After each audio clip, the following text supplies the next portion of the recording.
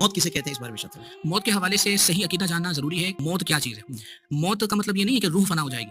علماء فرماتے ہیں کہ موت کا مطلب ہے ہوا انقطاع تعلق الروح بالبدن.